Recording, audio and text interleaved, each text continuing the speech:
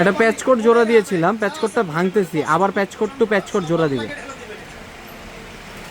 আবেগ ধরে রাখবেন এখানে, আপনি আল্লাহর জন্য ঢেলে দিবেন। মানুষকে আবেগ দেখা কি না? মানুষ আপনার চোখের পানির মর্ম বুঝবে?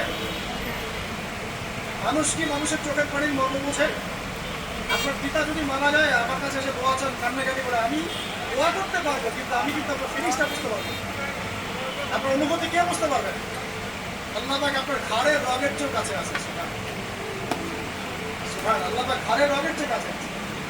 গতকালকে বাংলাদেশের একজন বরেন মাদানের সাথে একটা কনফারেন্সে ছিলাম।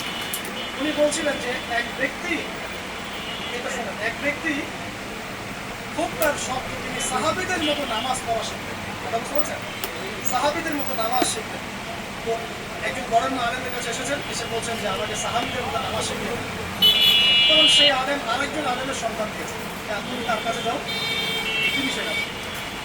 সেই ব্যক্তি তো অবাক হয়েছেন, কারণ যাকে প্রশ্ন করেছিলেন তিনি অনেক বড় মুহাদ্দিস, আর যার কাছে পাঠানো হচ্ছে তিনি অত বড় মুহাদ্দিস নন, কিন্তু আবেগ এমন করে।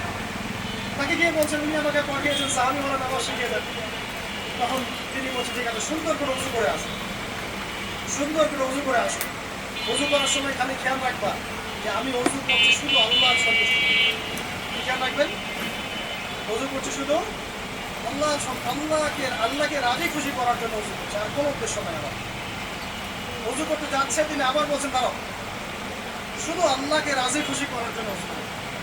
আবার শুরু করছেন, আবার বলছেন শোনো, শুধু আল্লাহকে রাজি খুশি। জোড়া দেওয়া হয়েছে, এখন আমরা পাওয়ার চেক করব, তাও এটা দিয়েই করব। দাঁড়ানোর আগে বলছেন শোনো, শুধু আল্লাহকে রাজি খুশি করার জন্য নামাজ পড়ো। বলতেই আছেন এক পর্যায়ে সে ব্যক্তি নামাজ শুরু করলো, নামাজে মনোযোগ এদিক ওদিকে যায়, আর তার মাথায় পাওয়ার 18, শুধু আল্লাহকে রাজি মূল কোরের পাওয়ার ছিল হলো 15, মাঝে একটা জয়েন্টার ইউজ হয়েছে, জয়েন্টার ইউজ হওয়ার পরে হয়েছে 18। এভাবে নামাজটা শেষ করেছে। শেষ করে চিন্তা করছে যে নামাজ তো পুরোপুরি মনোযোগ দিতে পারলাম না, বারবার মাথার মধ্যে এরকম চিন্তা আসছে, আল্লাহ আমাকে মাফ করে দাও, নামাজটা আমার মনে হলো না ঠিক।